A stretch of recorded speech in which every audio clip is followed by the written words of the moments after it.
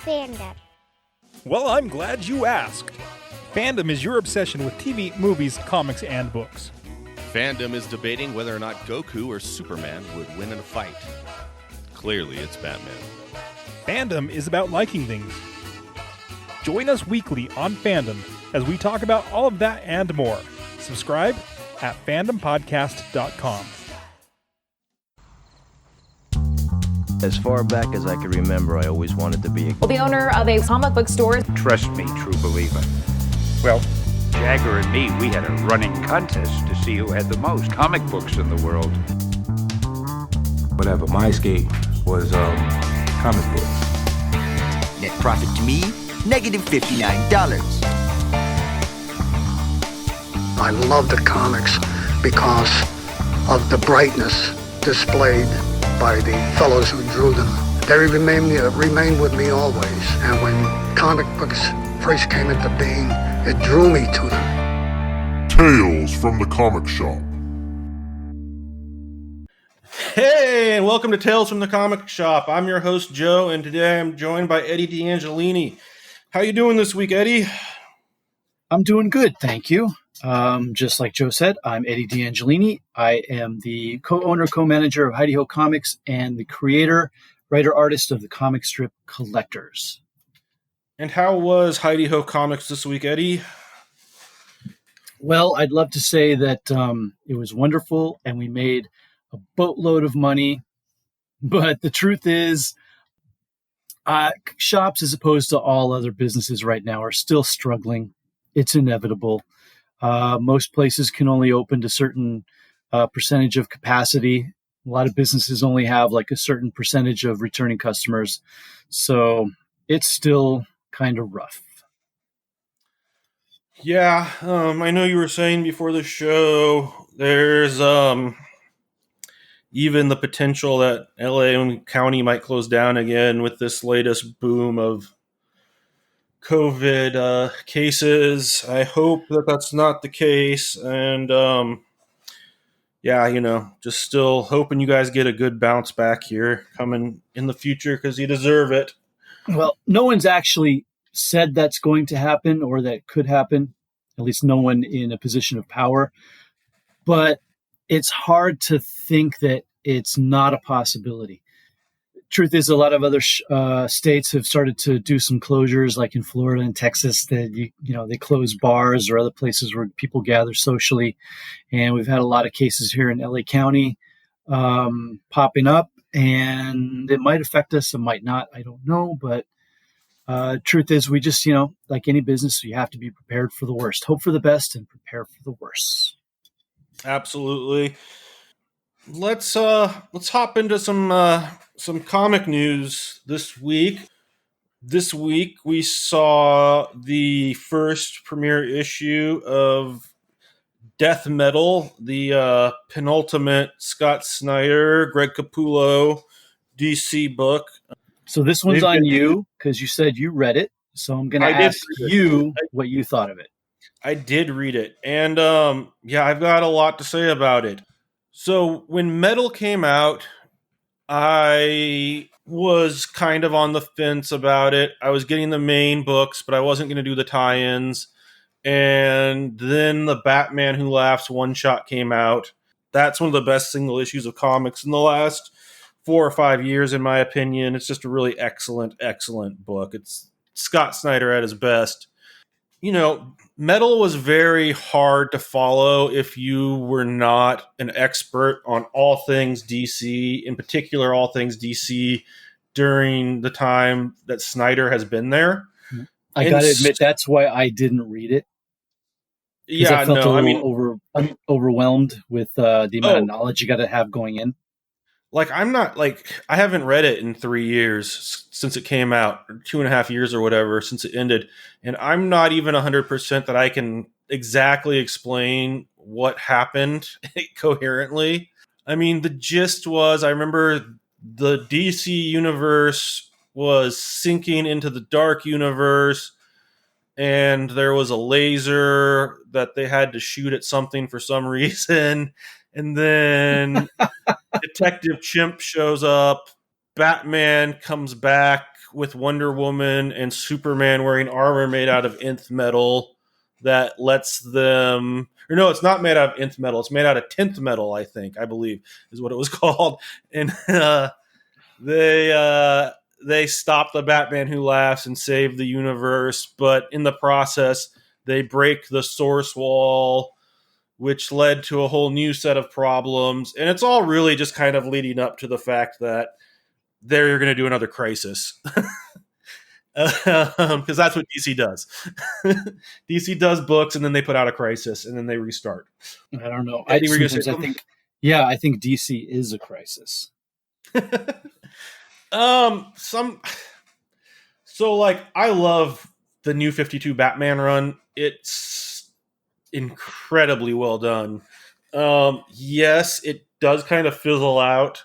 Mr. Bloom did not live up to the hype, but the thing is like the 30 books before you get into that Mr. Bloom run or whatever it was, 40 books are so good that it's almost impossible for that like storyline to live up to what came before it. You start off with Court of Owls, which is, a seminal Batman run at this point.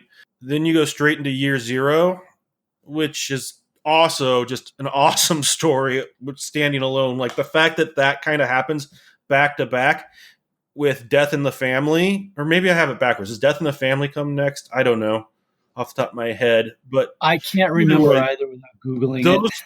Those three storylines just being all in a row is so insanely creative. And then the fact you throw in Greg Capullo's art, which is just, I mean, I'm getting ASMR tingles just talking about how good those three runs are. That should be DC's new tagline. We'll make you tingle. But yeah, so Metal, I mean, it was all right. And so I wasn't super stoked because I read the Justice League that followed it up about the source wall, and then I kind of left it because I was just kind of like, meh, okay, this is, whatever. And so I'm kind of jumping into Death Metal a little maybe behind the 8 ball. And I wasn't going to buy the tie-ins for Death Metal because honestly, I love Morrison. His Batman Inc. is another one of my favorite Batman stories. Damian Wayne is my favorite Robin. And in particular, when Grant Morrison created Damian and did that run from 655 through Batman Inc., it's another masterclass in storytelling, in my opinion. I love Morrison's Green Lantern run. I mean, who doesn't like a Green Lantern that's also a volcano? I love Rock of Ages, just phenomenal. But The Wild Hunt is one of the few books where while I was reading it, I said out loud, oh no, don't do this. And for some reason, Morrison decided to bring in Detective Chimp into Metal. And I still don't fully understand why he was brought in, besides the fact that his initials are DC.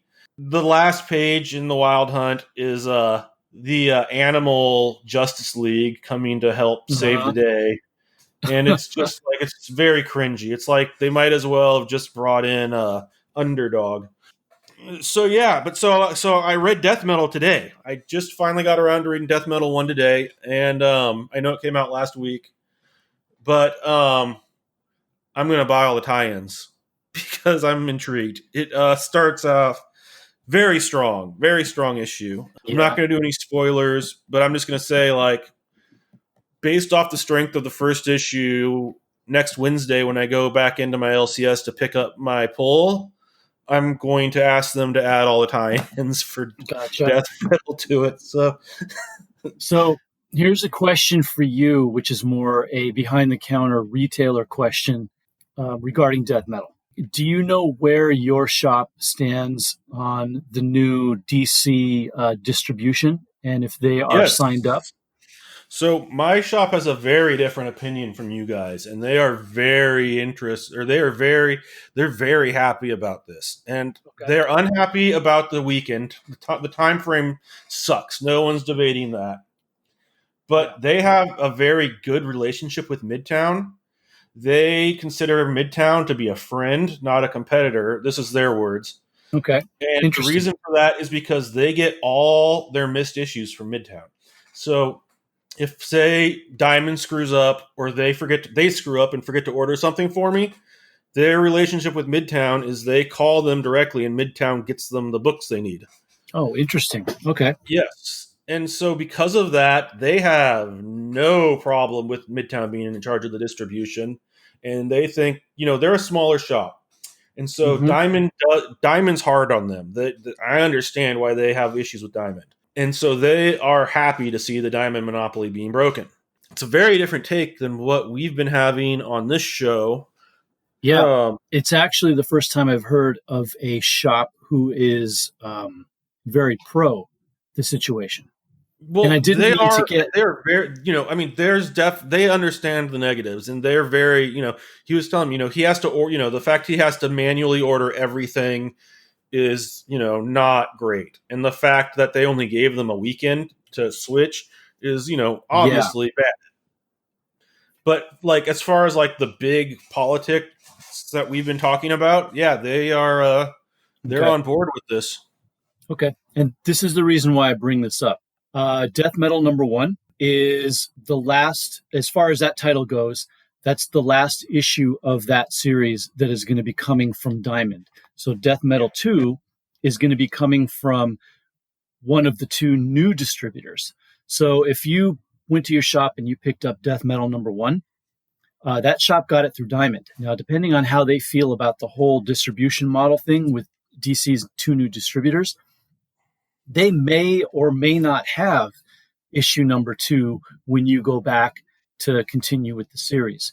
And even if your shop is very pro the new distributors and pro DC with everything going on, there also is, like what you mentioned, that very small window that they gave shops to switch over and get set up. And some of them may not have actually had enough time or made that window. And even if they are very pro DC and the new distributors, they might have a lag time of not getting that second issue or some other DC books that come out in very first with the new distributors, and even the new distributors themselves may encounter problems, mistakes, or other things that keep shops from getting those first few books on time before they kind of get in the swing of things and learn which shops are where and who orders what, and make sure everybody gets everything on time the way they should, because it's all new to them and it's like a big step. So I don't know if there's going to be any missteps or hiccups in that process getting started. That's my worry, that there might be some hiccups along the way and I might not get books, even though I've got those orders in. And I don't know how that's obviously it's going to reflect on me when customers come in and they say, hey, where's Death Metal #2? And I've got to hem and haw about why I don't have it. So that's kind of like the dividing line, Death Metal #1 and Death Metal #2. That's literally where the switch is happening. Here's another interesting thing about Death Metal. There's no checklist for it. So normally when Marvel or DC does a big event, yes, we all know there's a checklist. Yeah. Of all the tie-ins? Yeah, there's no checklist because they don't know what the tie-ins are going to be yet. They're waiting to see how Death Metal 1 and 2 sell first. And then I believe in August, they will start doing the tie-ins based on the sales of Death Metal 1 and 2, which is a very... Oh, interesting. I'm a little nervous about that because it's the event book of the summer for them. Also, you got to consider that a lot of release dates are all screwed up and out the window, and Marvel finally figured out come July their new release schedule, but it's all kind of just new, really, as far as what's coming out when, because and it's hard for me too, because when people come into the shop and they say, wait, isn't such and such out? When does that come out? And I got to go, and I got to go look it up because, for instance, Marvel's big event that they're going to be starting, Empire, that should have already come out and started. But obviously the closures and Diamond closing and everything like that threw everything off. So I wonder if that might be playing a part with DC as far as not knowing the release schedules for some of the tie-ins and not having a checklist. But so, yeah, regardless of the behind the scenes stuff and the behind the counter stuff, I thought the story was very intriguing. I'm very curious to see where they're going to go with it. It's a whole new kind of universe. The Batman Who Laughs has kind of reshaped the DC universe into his own universe. And Wonder Woman's kind of the last person standing, and she doesn't really have a fleshed out plan, but it seems very, very potentially interesting. So earlier I said that death metal, that the tie-ins were going to be based on sales. That was conjecture on my part. What has actually been said is that Snyder has said that further tie-ins and crossovers will be added to the event depending on reader response to opening issues of the series this summer. So I guess that's my conjecture is that means that sales will decide how many tie-ins there will be. There are already tie-ins scheduled. They don't know how many more there will be.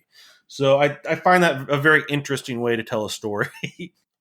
All right, Eddie. So also this week we had news that Negan will be getting a one-shot. Negan from The Walking Dead, famously played by Jeffrey Dean Morgan on the show, will be back. So what's the news there? Well, next week they're going to be coming out with that one-shot. And what's kind of nice about this is this one-shot coming out next week is going to be free to all comic shops. And this is Robert Kirkman kind of saying, thank you, and we're here to support you to all the comic shops. It's basically him and Skybound, and they've done this before. When Robert Kirkman's other series, Die, Die, Die, came out, the number ones came to all shops for free. And we found out about this a week or two or so before the book was coming out, because we didn't order any of this. We didn't know anything about it.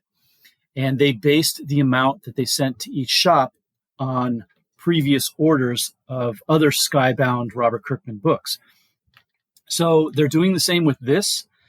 Shops are getting a certain number of copies based on your order of the final issue of Walking Dead 193. And you're getting these books for free. And on top of that, you're getting variants for this book. Every shop is going to be getting one gold cover variant of Negan Lives and two silver cover variants. And as of this recording, the silver cover is going for about $100 on eBay, and the gold one is going for about $400. So, thank you, Robert Kirkman. You're basically sending us free money, which is kind of nice. And like I said, that's his way of saying, hey, I know you shops have had a really hard time, really tough time, and you're still having a tough time. Let us do a little something for you. So it's greatly appreciated.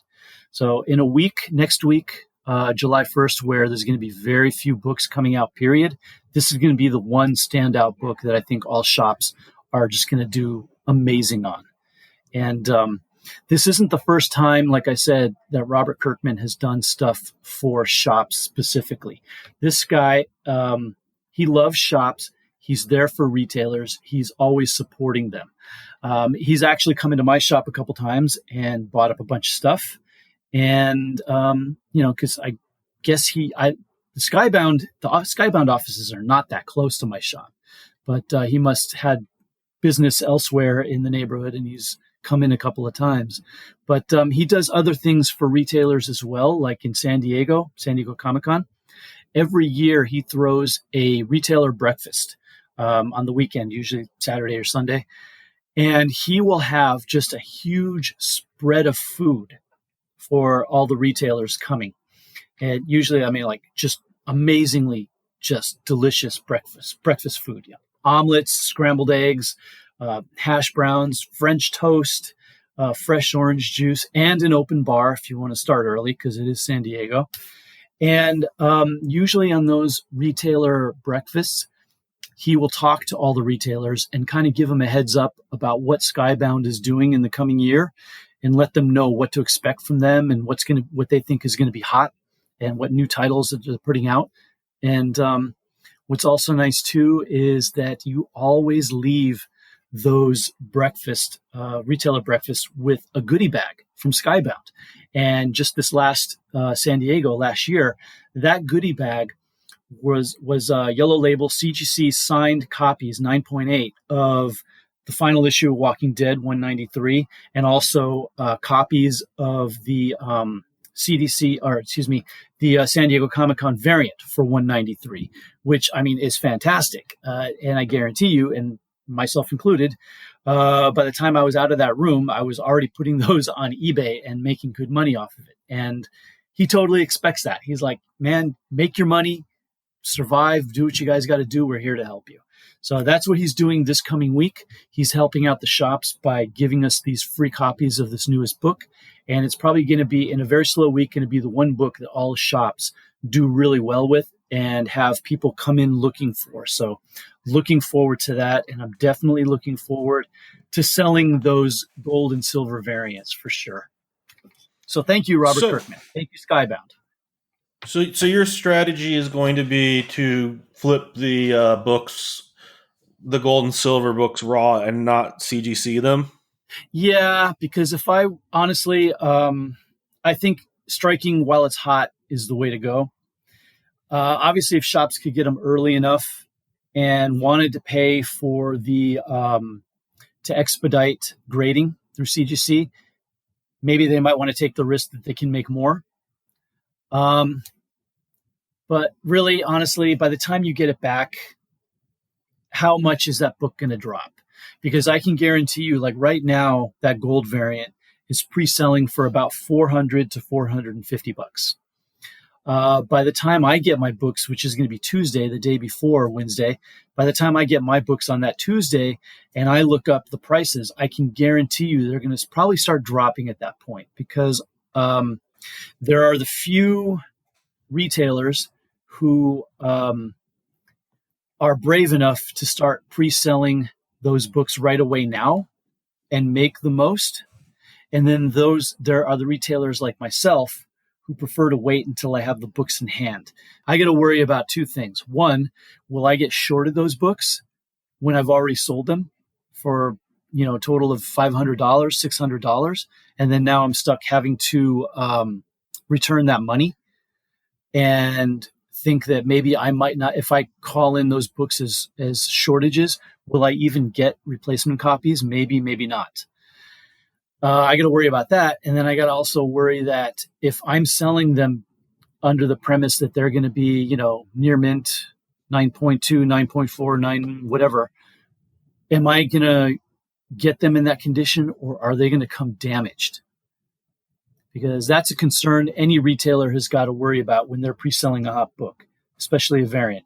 Am I going to get shorted, or are they going to come damaged? And then I got to face the music with the person who pre-ordered for however much money. So I prefer to have the book in hand that Tuesday morning when I pick up the books, and then deal with if there's a possible price drop then and sell it for what I can. And like I said, they were free, so it's free money. So if the book drops down to, say, 200 from 400, I can't be that upset, because if I turned around that same day on a Tuesday and sold it for 200, I paid nothing for the book. So I can't be that upset. I'll tell you a horror story. This was before Diamond closed. I know a person who pre-sold several copies of that 1 in 25 variant with Punchline for Batman 92. And then Diamond closed, those orders got canceled, and he suddenly had to refund all of those people who pre-ordered from him. Yeah. So I don't want to be in that kind of situation. I'd rather just avoid that, maybe run the risk of making a little less when I get the book in hand, but know that I have it.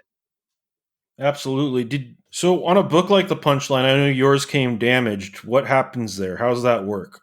Well, they came slightly damaged. You saw the pictures, so you know what I'm talking about. They were all spoken for by regular customers at that time. The ones that were acceptable, I sold for what the regular going price was. And the ones that I thought were less than acceptable, I basically gave a price break to the regulars that bought it.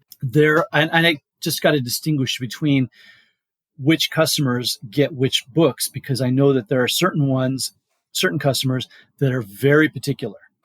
They will go and look at every little corner, every little spine. I know that those people want the best possible copy. And then I know that there are the other customers.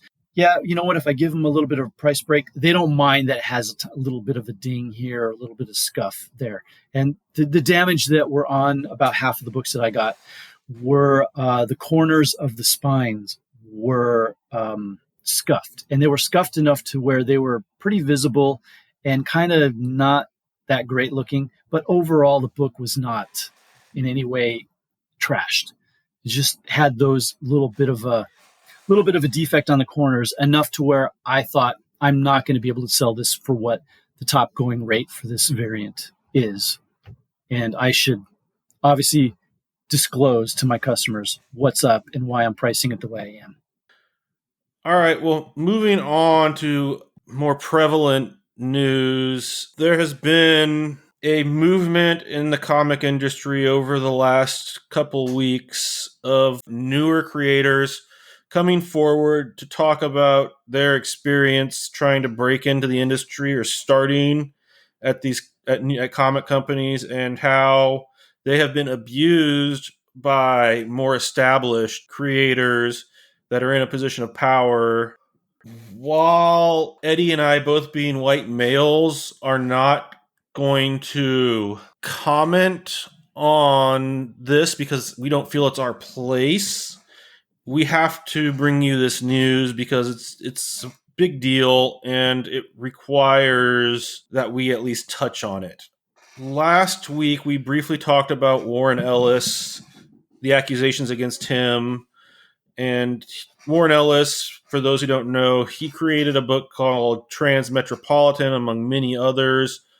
Right now, he's working on another book DC's in the process of releasing the last few issues of a book that he worked on called Batman's Grave. But he's about as big of a name in the industry as you can find. For like the last 2 or 3 decades. Yes. This week, accusations came about co-creator of Spider-Gwen, Jason Latour, and his behavior towards a young creator at her first con that drove her away from the industry, unfortunately. Can I say something that really really bothers me so much? And, as we're not here to speak for somebody on their behalf or anything like that, but the idea that any creator coming into the industry is basically kind of chased away by the actions of someone above them, which is so inappropriate. Their actions being so inappropriate and so in a way that makes them not just feel uncomfortable, but even just in danger. That we've lost somebody that could have been just a powerhouse talent, or at the very least, someone that contributed great stories to a character that we love. And basically that or voice... great art. Yes, or great art. That voice is now gone and not coming back because of the actions of somebody above them who they think they can do pretty much whatever they want because of their position of power.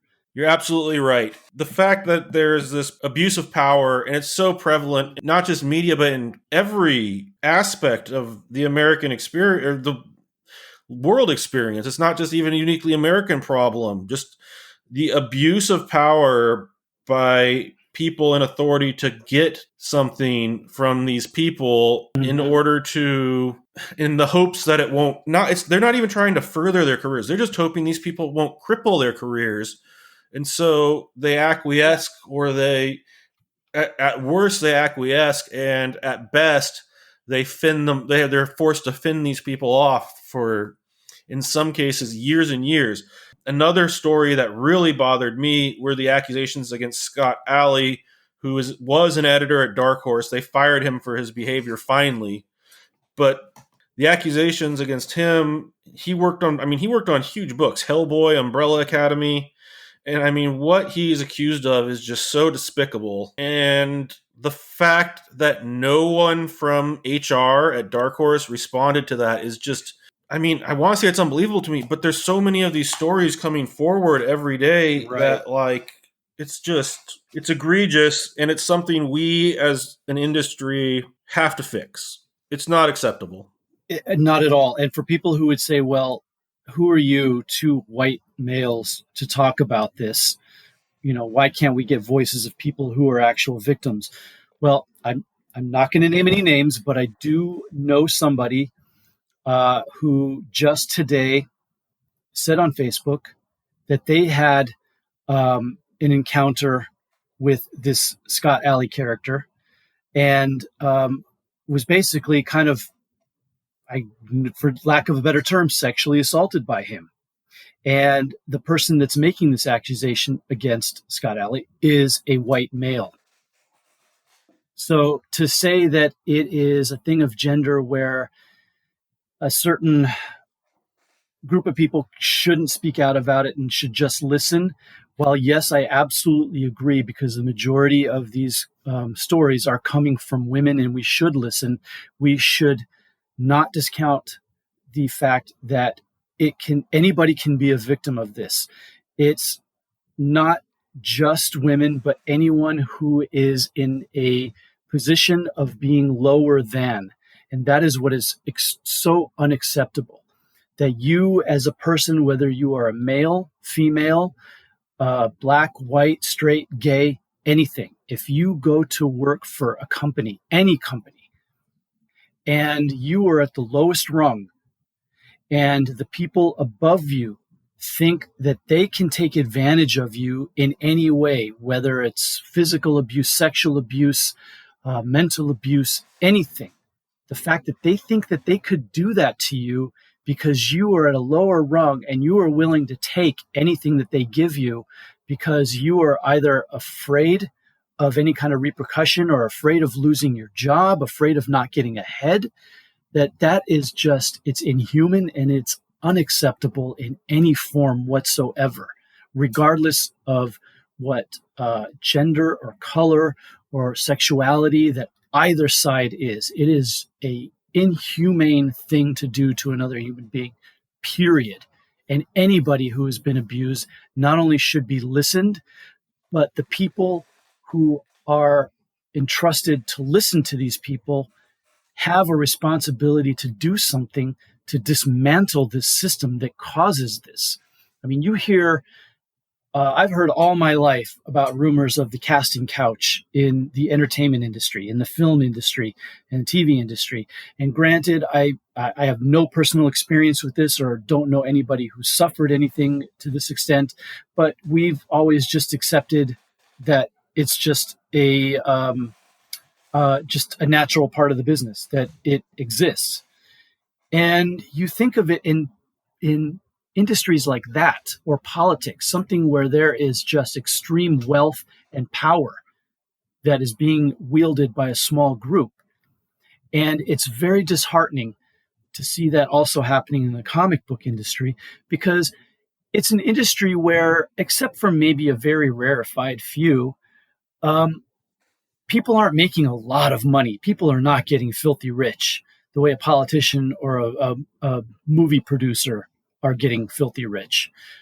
It's an industry where it's always been thought of as like a very close-knit family, you know, a very small group of people who are like almost like an artist commune who are doing great stuff because they believe in what they're doing and they believe in the art. And yes, it is a business and it will be run like a business, of course. I don't fault, you know, the larger publishers for running their business like a business, but it's always been seen as something to where the people who work for Marvel or the people that work for DC or Dark Horse, whatever, these people are like a family, and that you treat everybody within that family with the same amount of respect, even if it's the person that comes into the office to clean the toilets, that they're treated with the same kind of family respect as you would someone who is writing or drawing the hot series at the publisher. And it's so disheartening to see that It's not really like that. That the abuses that you see in other industries are happening in this one. And it's so upsetting because for someone who is a retailer and also a creator and has met and, gone out to have a drink, in the bars in San Diego with some of these people who are publishers or creators or writers or whatever, you kind of think of being just like a cool clique, a cool group. And you don't think of it as a class system where the people at the low rung are treated like peons by the people on top who have all the wealth and all the power. And unfortunately, we're beginning to see that it is. And it's just so disheartening. Well, I think the important thing to remember, Eddie, is there are still good people in the industry higher up. Yes, I'm certainly not saying that. I want to give a shout out to Gail Simone. She tweeted out today about some of the problems that I found very interesting. She talked about how these people who are doing these things will reach out to her and try, like people that she doesn't know, that she doesn't talk to, will reach out to her and try and get her speak out on their behalf. Speak for them on their behalf, because she's the woman liberal mouthpiece for the comic industry. Yeah. And it's just that's another example of them just being completely unfair. And she basically said flat out, they can go fuck themselves. She will not be their port in the storm. And good for her. Good for Gail. And there's a little irony here in that she also said, if you're a journalist and you have never done a story about women in fandom being harassed, despite all this stuff you see every day, it feels a little odd that it's suddenly a priority. I agree with that, which is why one of the reasons that I paused on doing this. But to be fair, this is our 11th episode. So we haven't had that many opportunities, and we will try to be good allies going forward, I promise, and talk about this until it is no longer a problem. I liken it to people who say, like everything that's going on right now in the world with police brutality. People want to say that not all cops are bad. And you know what? I have to believe that not all cops are people who are going to, beat up suspects and do kind of horrible things and shoot people in the back and that kind of stuff. But until the good cops speak out against the bad ones, the system will never change, because it has to change from the inside, not from the outside. We can pressure, like what's happening in the streets with all the protests, we can pressure them to make the change, but the change is going to come from the people on the inside who finally step up, because not just because they're being pressured to by the public, but because it's the right thing to do. And unfortunately, I think it might be the same with the comic industry that, I'm sure there's plenty more good publishers and editors and people out there in the industry than there are bad. But those people need to step up and stop defending the bad ones. They need to do what they have to do to just get rid of those people, period. Otherwise, it's not going to change. Couldn't agree more, Eddie. Yeah, otherwise it's not going to change. You have to change the system. Absolutely. So I think the takeaway here is, be a good ally. If you see something, say something, and really listen to the victims. And, that's... And if you ever make your way up into the comic book industry, advocate for change. Remember the golden rule. The golden rule being, with great power comes great responsibility. Be responsible. Be responsible for yourself, your actions, and the people around you. Absolutely. So we're going to close out by doing a cool stuff and a pick for reading this week. So my cool stuff this week is it's a CBCS Yellow, which we very, very disparaged last week on the show. Hold up. A CBCS Yellow, for refresh our memories, means what exactly? It means it was a witness signature, CBCS witness. And so then, I'm sorry to keep interrupting you, Joe. I'm trying to clarify. So then, what is the red label? It's just the red label is a verified. Okay, that was not witnessed. Yes. Okay. And but the reason that the witness for CBCS is less ideal than for CGC, we talked about extensively last week. But yeah, we did. I remember that now. It's because of the fact that their process for vetting witnesses is very, very different. Yeah, it's not as strict. So you've got better process when it comes to CGC yellow label. Yeah. But this one was one that I couldn't pass up on because it is it's a double signed. It's signed by Marat Michaels and Stanley Art Germ Lau, and it is the 2019 Pray for the Sinner NYCC Rough Cut Edition.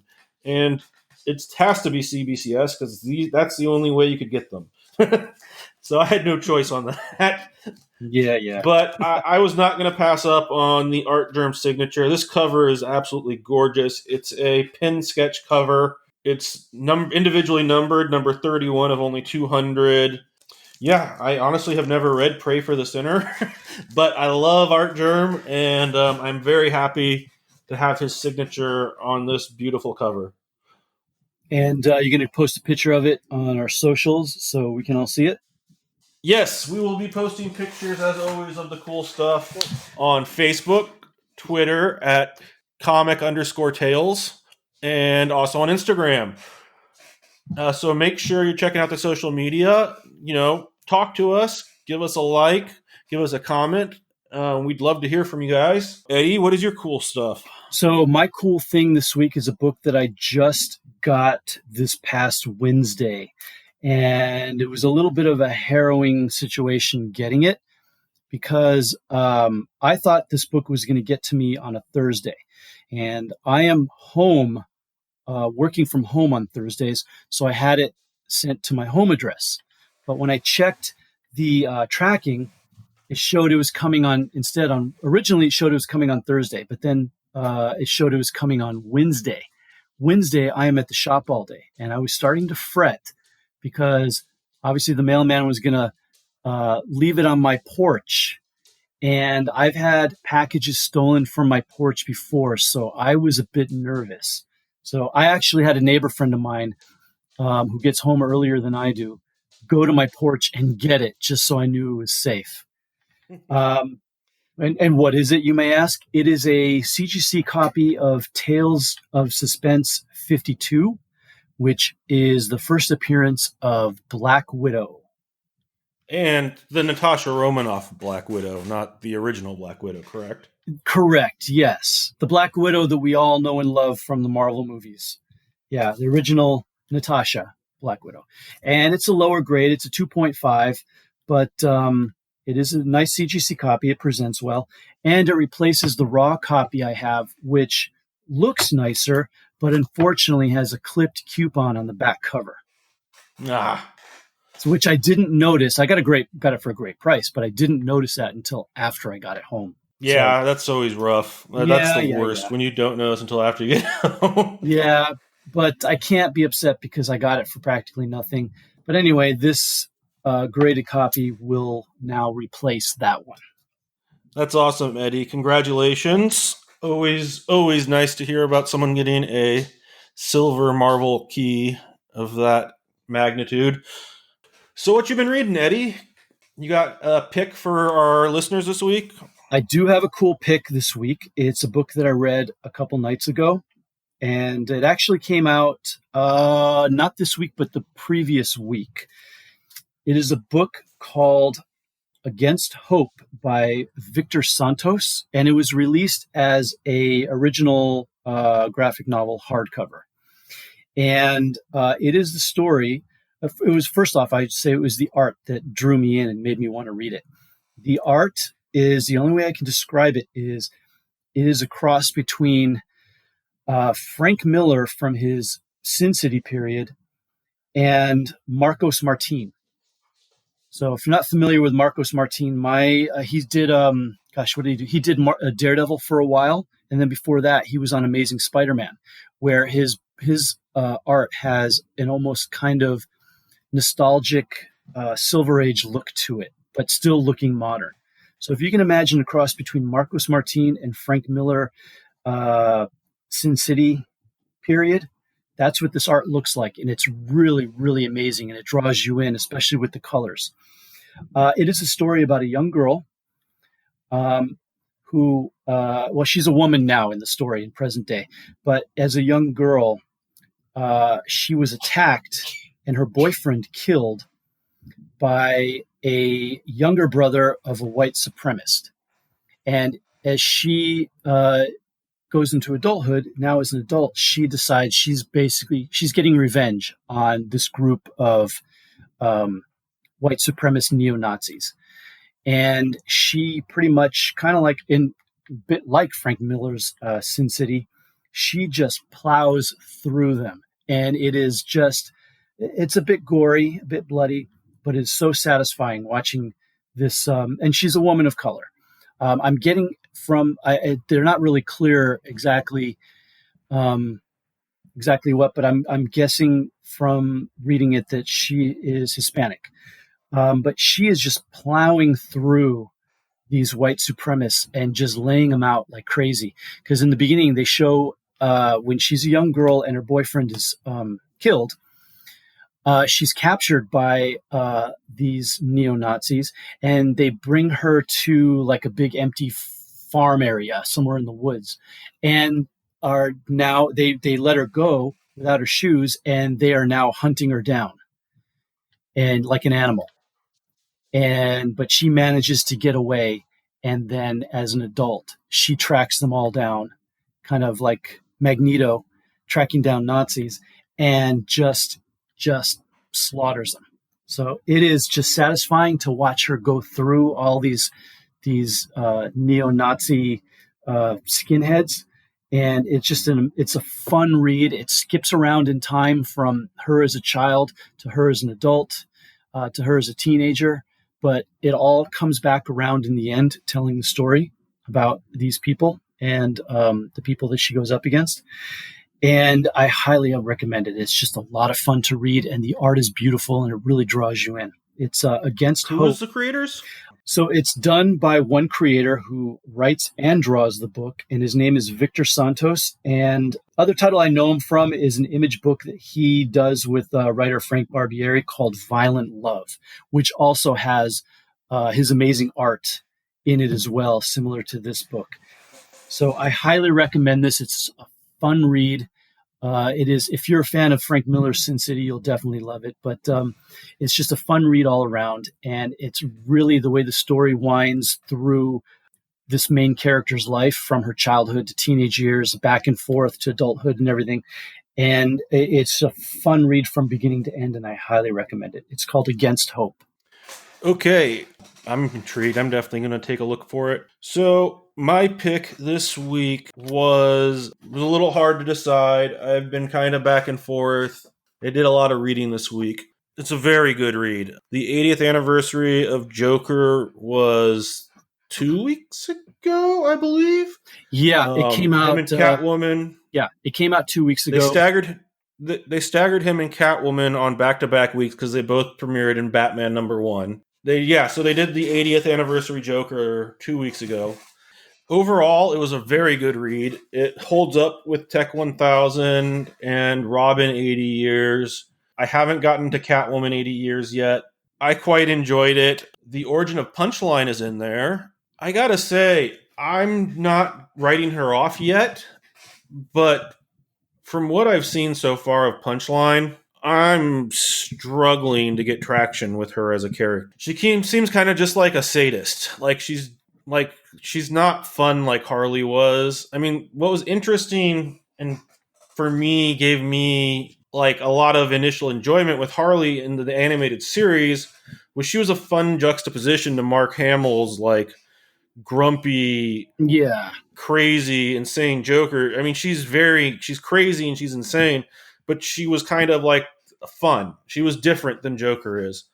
Whereas Punchline is just like, she's just a sadist. Like I think I've read all her appearances, and every single line she has is just about how she's either going to poison a bunch of people or cut guys up and wear their skin. It's just she hasn't had a chance. I mean, she really hasn't had a chance yet. She hasn't had her own issue where we can really see her stretch her legs and see if there's more to this character. But like, honestly, she's just kind of a Hannibal Lecter ripoff. So, does her origin story in that Joker 80th anniversary book kind of at all kind of flesh that out a bit as to why she's like that? No, it's literally just her committing her first murder. Okay, because I don't even know that it's her first murder, but it's an 8-page story. It's been 2 weeks, I guess. So spoilers. I'm going to give you 5 seconds to fast forward or pause the podcast. But 5, 4, 3, 2, 1. So it's like an 8-page story, and it's basically this girl. It starts off. It doesn't tell you that it's Punchline. It's this girl, and she's in a dorm room, and it's Punchline, but she's being there's an administrator in her dorm room telling her she's going to be suspended because she has been going around wearing a Joker shirt at a college where the Joker committed a mass murder where he released Joker gas. And it's in Gotham. So obviously, it's a very controversial thing for her to do, to go around campus wearing this Joker shirt. And there's something about, like, on campus, there's an event where people were supposed to wear their favorite superhero's shirt to support the superheroes or whatever. And she went in a Joker shirt. And as the story goes along, the guy starts kind of fading and like making less sense because he's been poisoned, you find out. And then the Joker comes out of a closet and goes, "Good job," and she puts on her makeup, and that's kind of the origin of Punchline. And it's just very one-dimensional. And go ahead. Do you think people realized that the origin of Punchline was in that book? Because I had a lot of people in my shop who had no clue. Yeah, no, they did not do a good job of promoting that, which I was fine with, considering how hard it was to get Batman 92 and Hell Arisen #3 and what was the 89? Batman 89, I believe, was the first cameo. Yeah. I had no issue with, it seems really stupid that I guess they don't want to take away from the Joker. I don't know. I don't understand that marketing strategy at all. Well, a lot of people didn't realize it. A lot of people didn't know that story was in there. And I still have copies of that Joker book left. And I think I would have sold through all of them if people knew the day it came out that it was Punchline. Yeah. Yeah, on top of that, they're like, it's so far what we've seen from Punchline is one phone call in Batman 89, and then her first appearance is Hell Arisen, but I don't even know how you can call it a first appearance because she doesn't even have a line in that book. She just stands there holding a knife to some guy's throat. And then Joker tells her to like kick rocks, and that's the last you see of her. And then in 92, there's a bit more, but it's just her threatening. It's just her threatening to hurt people and being kind of Hannibal Lecter-y about it. So, we don't know who this character is, and I'm not passing judgment, but if she's just a female version of Hannibal Lecter cosplaying as the Joker, I do not see that having the same staying power as Harley Quinn has had. You might be right, which doesn't bode well for me because I have a stack of Batman 92 still left. Oh no. That's crazy too, because that book, I don't know. I think that book was so anticipated for that art germ cover. Yeah. They really, by having to push it back so far, that really kind of probably screwed that up. It did, but like I said, the variant was easy to sell. First day, no problem. That's why I was upset. I got 6 copies of that 1 in 25 variant, and I was upset that they came slightly damaged because they were the whole reason why I ordered so many of 92, because I knew I wasn't going to sell through all the 92 that I ordered. And now, I made what I could off of those variants, and now I'm stuck with all those 92s. So honestly, we should have a Batman 92 giveaway on our podcast. Hey, that's not a terrible idea. We'll think of a way we can give them away. I'll tell you what, everybody call Eddy at the shop and no, I'm just... and give me your credit card, and I will send you copies. No stealing from the listeners, Eddy. All right, well, I think that's going to wrap things up for us this week. As always, Eddy, thank you for your expertise. We all appreciate it, and we will be back next week with more tales from the comic shop. Good night. Good night. Thanks for listening. This show is part of the Geek Nerd Network. Find more shows like it at geeknerdnetwork.com. This is Jen.